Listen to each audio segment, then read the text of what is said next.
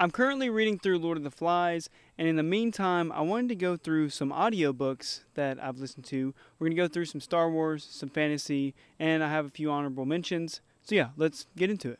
Okay, let's start with Star Wars Ahsoka by E.K. Johnson. This one was really fun. It's been a while since I've listened to this one, though. It takes place, I'm a Star Wars nerd, so it takes place after the Clone Wars, of what happens with Ahsoka, kind of how she gets her dual white lightsabers. And that's a fun one if you like Star Wars. It's a short one, so yeah, give that one a listen. These next three books are actually High Republic books. They're pretty new to the Star Wars canon. I believe they came out last year, if I'm not mistaken, within the last couple years. And I've listened to three of them. The first one is Light of the Jedi by Charles Soule. This one was very interesting. It's kind of a slow start though.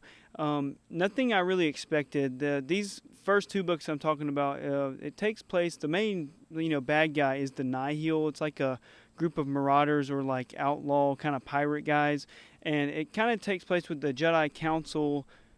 That takes place 100 years before, the movies and stuff. So it takes place with them, and it's like how there's no wars going on or anything. It's kind of everything's in peace times, and it's kind of the Jedi's in that time going through and dealing with these Nihil, the pirate guys. They're very interesting. That's Light of the Jedi. The next one is The Rising Storm by Cavan Scott. This one also, same timeline, takes place with the Jedi fighting the Nihil, and goes really in depth with kind of how the Nihil operate, and it really focuses on their point of view. And there's a bunch of it's a bunch of action in both of these books. So highly recommend the series. The next one I'm going to list or talk about is Into the Dark by Claudia Gray. Same time frame, but it's like a spin-off of the series. It's kind of like its own standalone book. They go to this old space station, and it's like a distress call that, I don't know, it's very interesting. It's been a while since I listened to it, so definitely give these a shot if you're a Star Wars fan. Okay, the next series I want to talk about is a fantasy series. It's by Sarah J. Maas. It's not ACOTAR. It's the Throne of Glass series. Dude. All right, so I've listened to the first 5 books, excluding Assassin's Blade. That's like a prequel to the first Throne of Glass book. Holy crap. It follows a character named Selena Sardofian. She is this, badass, I don't even know what you want to call her. Assassin? I guess she is an assassin, but she is just the coolest character ever. Nothing, literally.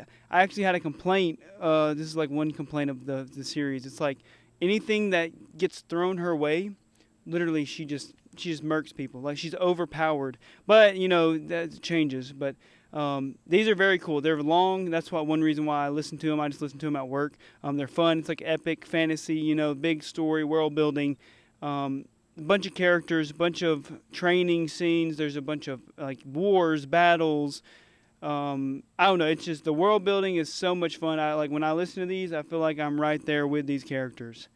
Yeah, that's the Throne of Glass series. Highly recommend those. The next series I want to talk about is the 5 Broken Blade books by May Corland. These are really fun. They're I think they're Korean inspired, but they're really cool. It's your more dark, assassins, ragtag group of people that come together, almost kind of think of Star Wars, you got your Bad Batch. It's this group of assassins, there's a girl that she's a poison maiden, pretty much. She uses poisons to kill people. There's you got a hitman kind of guy. He's cool. Royo is his name. They're very fun books, more linear. There's world building, of course, but it's more it gets kind of more to the point, just with the story, the mission they're on. Those are fun. 5 Broken Blades, and then it's 4 Ruined Realms, the second book. Yeah, highly recommend those as well. This next book is you've probably heard of it on Book Talk or Tube. Paranesi by Susanna Clark. Holy crap. All right, so if I can just say, if you read this book, you're going to be what is going on? You're so confused until pretty much till the end. So if you start it, just keep at it and keep going. But it's basically about this guy.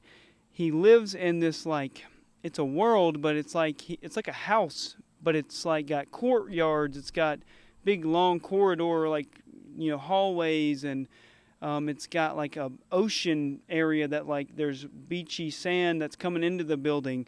There's these big albatross birds that lay nests, but it's just him and one other guy that he knows of that lives in here. And basically, he doesn't have any memory of anything else other than this big house. And you kind of go along him living in this house, going through his day-to-day life. And it's also, he writes in diaries. It goes through his diary entries a lot. But yeah, very whimsical. You don't really know what's going on. It's very fun though. Once you get through the whole book, you're like, oh, well, that was fun. But yeah, Paranesi, highly recommend that one as well. Okay, and this next series is probably my favorite all-time, listen. I definitely want to go back and get these and read them. But this is the Shadow of the Fox series by Julie Kagawa. Probably butchered that name. But yes, Shadow of the Fox, holy crap, they are so good to me. It may not be for everybody. It's more your dark kind of, it's similar to Five Broken Blades, but it's more, I don't know. I just got so caught up with these characters. Felt like I was right there with them. It's about this little almost like monk girl, but it's a scroll she's gifted through this temple that she is raised by these monks. And so basically, long story short, she meets this demon killer guy that he uses this sword, and there's a demon in the sword, and he has to use the sword, but he has to control himself, because if he lets the sword take over him, then he gets trapped in the sword and the demon comes out. So yeah, it's basically about this demon hunter that's after this scroll, and she meets him, and he kind of becomes her bodyguard because he thinks she knows where the scroll is, and so they're trying to work together for her to get the scroll where she needs it to go, and also he needs to find it so he can do what he's tasked to do. I don't know, it's so good. There's 3 books, they're pretty short, it's just one big long story, and so good. Highly recommend Shadow of the Fox by Julie Kagawa. So good. Okay, and I have 2 honorable mentions. The first one is Impact Winner. These aren't actually books. It's by Travis Beacham. These are audio dramas. It's like if you were listening to a movie through headphones. That's basically what it is. It's actual it's not like it's somebody reading a book.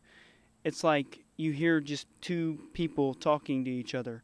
And it's a vampire, post-apocalyptic, kind of, it's not zombies, but it feels like a zombie apocalypse kind of deal going on, but it's vampires.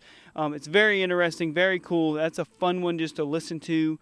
Like I said, it's an audio drama, so it feels like you're listening to a movie, if that makes sense. And the next honorable mention is, it's a self-help book. I'm not super big on these, but it's called Elevate and Dominate by Deion Sanders. Very interesting. I took a lot of notes on this one. He talks about some really good stuff, especially for younger guys, just, struggling mentally and stuff like that, and just how to kind of go about your day with purpose. And I really enjoyed it. So my mom actually recommended me read that one because she read it first, or listened to it.